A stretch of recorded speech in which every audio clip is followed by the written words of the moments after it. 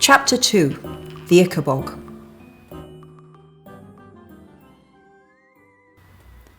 The legend of the Ichabog had been passed down by generations of marshlanders and spread by word of mouth all the way to Shoeville. Nowadays, everybody knew the story. Naturally, as with all legends, it changed a little depending on who was telling it. However, every story agreed that a monster lived at the very northernmost tip of the country, in a wide patch of dark and often misty marsh, too dangerous for humans to enter. The monster was said to eat children and sheep. Sometimes it even carried off grown men and women who strayed too close to the marsh at night. The habits and appearance of the Ichabog changed depending on who was describing it. Some made it snake-like, others dragonish or wolf-like. Some said it roared, others that it hissed, and still others that it drifted as silently as the mists that descended on the marsh without warning. The Ichabog, they said, had extraordinary powers. It could imitate the human voice to lure travellers into its clutches.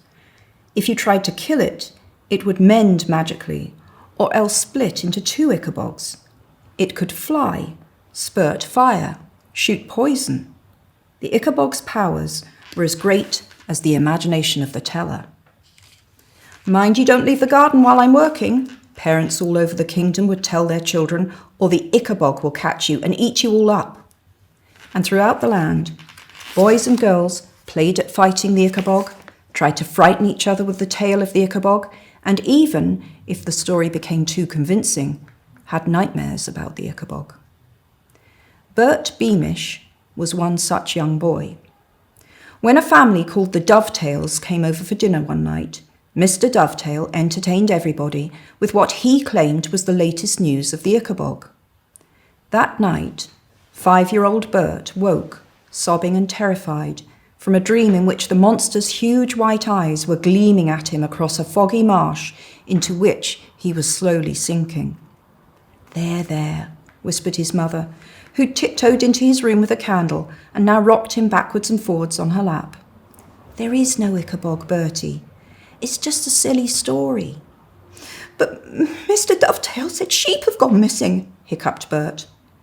"So they have," said Mrs. Beamish, "but not because a monster took them.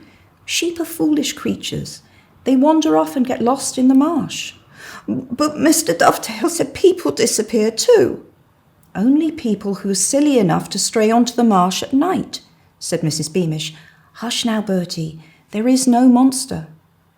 "But Mr. Dovetail said people heard voices outside their windows, and in the mornings their chickens were gone." Mrs. Beamish couldn't help but laugh. "The voices they heard are ordinary thieves, Bertie. Up in the marshlands they pilfer from each other all the time. It's easier to blame the Ichabog than to admit their neighbours are stealing from them." "Stealing?" gasped Bert, sitting up in his mother's lap and gazing at her with solemn eyes. "Stealing's very naughty, isn't it, Mummy?"